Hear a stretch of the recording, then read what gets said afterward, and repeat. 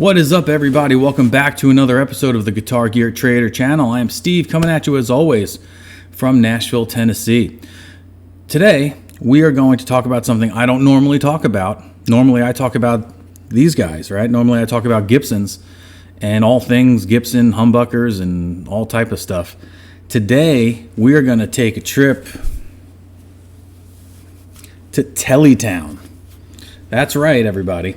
Last night, I was lucky enough to catch a concert, kind of by accident, at the Ryman Auditorium, also known as the Mother Church here in Nashville, Tennessee. It is my favorite concert venue to visit. If I could only see concerts in one place and I had to choose a place, it would be the Ryman Auditorium in Nashville. It's small, it's intimate, the crowd feels the energy, the band feels the energy of the crowd. Some of the best shows I've ever seen have been at the Ryman Auditorium, and I absolutely love going there. I try to get there probably 5 to 10 times a year. Every time I go, I get a hatch print. And one of the great things about the Ryman is that it's close by. The crowd is very respectful of the music and of the bands. It's just a really great place to go. And if you ever get to Nashville, I highly recommend you try to catch a concert or something at the Ryman Auditorium. And it's different than the Grand Ole Opry. The Grand Ole Opry is completely different. It's a different venue. It's much further out in Nashville. It's more of a variety show, the Grand Ole Opry, than you're not going to see one full concert there at the Grand Ole Opry. Or at the Ryman, you'll see a full concert of a band or a performer. So last night was the 75th. It was the party for the 75th anniversary of the Telecaster, and it was held by Fender. Fender put the whole thing on, and I got to tell you, I'm not much of a Fender fan. You know this. You know I'm a Gibson guy, but Fender put on a great little production last night, and Gibson is in Nashville. That's where their headquarters are. That's where their manufacturing of all their electric guitars are. It's where the custom shop is. And Fender, I think, just put a store in Nashville as well. But they're based out of Corona, California, as most of you probably already know. But they threw a party last night at the Ryman, and they called it Tele Town. And when you walked in, everybody got a hat. It was one of these hats sitting on every seat and every pew of the Ryman Auditorium. Yes, they are pews. They're church pews because it used to be a church. And the first, I don't know how many, but this made my night. Everyone got a free, well, not everyone, certain people that walked, I don't know what number it was, but they got a hatch print. These are called hatch prints, and one of these for every single show at the Ryman is produced. So every night too. So say you have a person who plays 5 nights at the Ryman, every night there will be a different poster for that person with the correct date on it, and so on and so forth. These are typically run you about $40 a piece every time you go, and every time I go, I have to get a hatch print. I actually have a wall right here that's full of hatch prints. Let's see if I can show you. See all the hatch prints on the wall around the TV? Okay, there's even more over there. But every time I go to the Ryman, I get myself a hatch print. And this was free last night to the first, maybe 100 people, 200 people, I don't know what it was. But I am so glad that I got that for free. That was such a big plus for the night. Plus the hat. You got a free Tele Town hat. How cool is that? Right? I'm probably never going to wear this. It's a little too high for me. And I'm not, I don't know what this is. This is like the new style for like young kids. Like all these kids in their 20s and their like early 30s have like little mustaches and kind of like mullets and wear hats like this from like the Salvation Army. It's interesting, but it's not me. It's a little too high, and I'm not a backwards hat kind of guy. But it was a great show. So top billing was Brad Paisley, Zach Top. Those were the two big guns. They had, the way they did it was pretty cool. They had like maybe, I don't know, 15 to 20 acts. And if you know Ask Zach, the YouTube channel, I don't know his last name. His name is Zach. I watch his YouTube channel all the time. The channel's called Ask Zach, and he's like a Fender Telecaster aficionado. He hosted the show. So he would come out, he would say a few words about the band that was coming on while they're fixing the amps and putting out the pedals. And then he would introduce a performer. That performer would sing 2, 3, 4 songs. And then, he would come back out. He would talk a little bit more about the next act, and the next act would come out. They had a whole bunch of famous Telly players from around Nashville area Okay, they called it Tele Town because they thought that, or they think that Nashville is really important in the lineage of the Telecaster, considering it's such a big influence on country music stars and country music and the sound of country music, that they're calling Nashville Tele Town, which I totally get and understand. If you walk into any bar on Broadway, you'll see a number of, if not all of the individuals playing in the bars on Broadway, you'll see them playing Teles or something, Telly-like, T-like, right? Or T-adjacent, if you want to go there. So there were like YouTube people doing performances. They grab like a couple of the real famous Broadway people that do the bar scene, put them on stage, and a lot of times they did covers. Okay, there was one group that did Sheryl Crow cover, another group would do a Waylon Jennings cover. And then they got into like the bigger names that are kind of older in age. So they've had their heyday back in like the 70s, 80s, and 90s, and now they're kind of like on the back end of their career. So people like that were like Ricky Skaggs. People like that were also Tony Emanuel was there, which was really interesting. You only really think of Tony Emanuel as Tommy Emanuel as as an acoustic player, but he had a story about how he got his first Telecaster and how he loved it so much, and him and his brother would look at the catalogs when they were kids and dream about having them. So that was really cool. They had Brett Mason, who is one of like the best session guitarists in Nashville. He came out and did a couple of songs. A lot of the stuff was instrumentals, which really isn't my style, but just to see these guys rip on guitar was amazing. They had a couple of surprise guests. One was two of them. They were both really, really cool. One of them was Billy Gibbons. Billy Gibbons came out and played one of the first ever made Telecasters. He played like a 1952 Telecaster on stage with Larkin Poe, which is a local like Nashville. I guess they're a pretty big band. It's a girl duo. Larkin and Poe, I guess, are their names. I've heard of them, but I didn't know they were like a girl duo. He came out and played with them. He was amazing. And then another big surprise was Jack White of the White Stripes and the Raconteurs. He has a recording studio here called Third Man Studios. So he came down. He had his signature amps and his signature Telly. He was playing that, and it was a really, really great show. I'm gonna put video of the concert at the end, so make sure you check that out at the end. Follow me all the way to the end of the video, and you'll see some highlights of that. And then at the end, they had a big jam session where everyone came out on stage and just jammed to a couple of songs. And Brad Paisley was kind of like he was like the big headlining act. And then Zach Top, he came out, and I was surprised that they had Zach Top, because when I think of Zach Top, I think of Martin flat top acoustics, and that's what he came out playing. And he actually said, he's like, I'm not much of a Telly player. I usually just play acoustics, but Brett Mason's going to be playing. He played on my record, so he's going to play with me. So it was Zach Top and Brett Mason and a backing band. There was like a house band that everyone came out and played with, which they were phenomenal. They were unbelievable. They had to learn like 30 songs in 2 weeks, and these songs, trust me, are not easy. So that was really, really cool. And then they had a big jam at the end, which was neat. And I got a free hat and I got a free poster. And yeah, so I was very, very pumped and very happy I got to see that. And it was a last minute thing, because my brother was telling me like 2 weeks ago, he's like, I really want to see Zach Top. I want to see when he's going to be in town. So he searched him up on like Ticketmaster or Axis.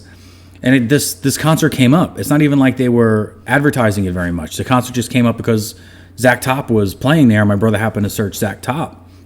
And he's like, hey, he's playing this like, Tele Town night thing at the Ryman. You want to go see it? And I was like, yeah, sure. It wasn't cheap. It was like $125, $150 a ticket. But it was well worth it. We had a great night. It started at 7:30 on the dot, ended at like 10:30. So there was 3 hours almost of music, and unbelievable. Oh, the Brothers Osborne were there. They came out and did a couple of songs, which was really cool. I know I'm going to think of more bands and performers as it comes up, but they were just fantastic. It was phenomenal. So I'm glad I got to see that. So what do I have that's Telecaster or Telecaster like, right? If you've watched the show, if you're a fan of this show, you know that I am a Gibson guy through and through. I love the brand. I get mad at them sometimes, and not all of them are great, but the ones that I have, I love and cherish.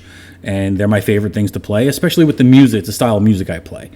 That's probably the only reason why I don't play more Telecasters, because I do like Telecasters. If I had to choose one Fender to play on a desert island, 1000% it would be a Telly. I can't stand Strats. I haven't played much of the other stuff. I really haven't played Jazzmasters and Jaguars and Mustangs and all that kind of stuff. I just don't gravitate to it. I do want a Jazzmaster. I've never really played one through an amp, with any purpose or meaning. So I would like to, maybe get my hands on one of those and try to see what it sounds like with some good distortion and gain on it. I want to say it might sound like a Firebird or a non-reverse Firebird, but I kind of think it's going to be a little bit thinner and a little bit more, I don't know, new agey. Not new age, but like what the young kids do now. It's all kind of weird, like, ambient kind of music, which isn't really my thing. My thing's more like in your face kind of stuff.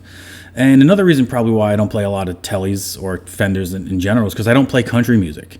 I love country music, and I have lots of country playlists that I listen to all the time. I live in Tennessee.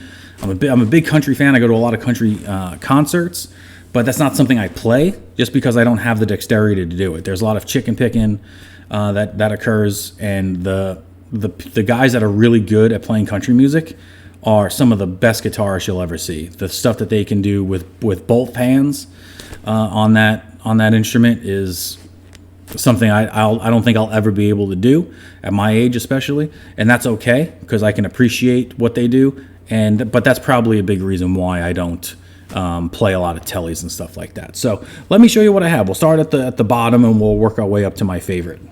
So the first thing that I have is one of these little Fender Acoustasonics.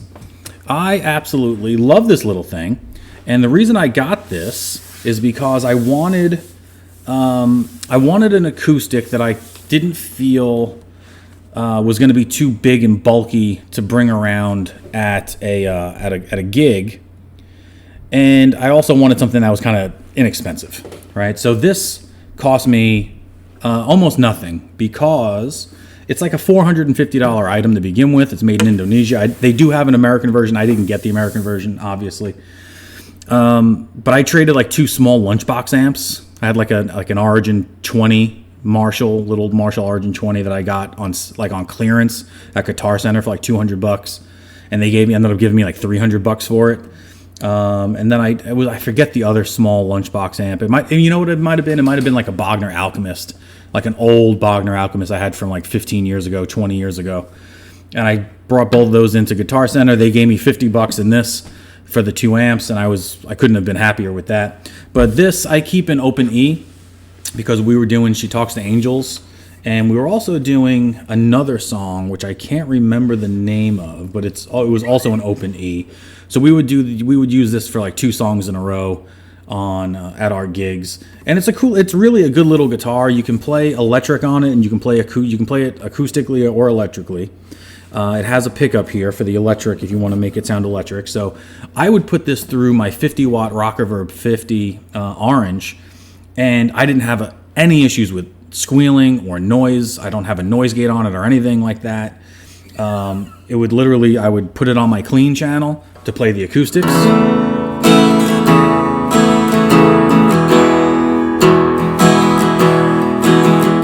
It does a great job.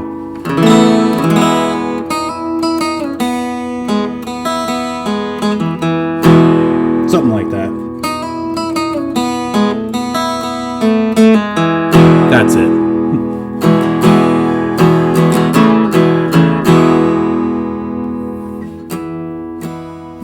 And it did a great job. And then the next song we would do, I can't remember the name of it for the life of me. I could play it.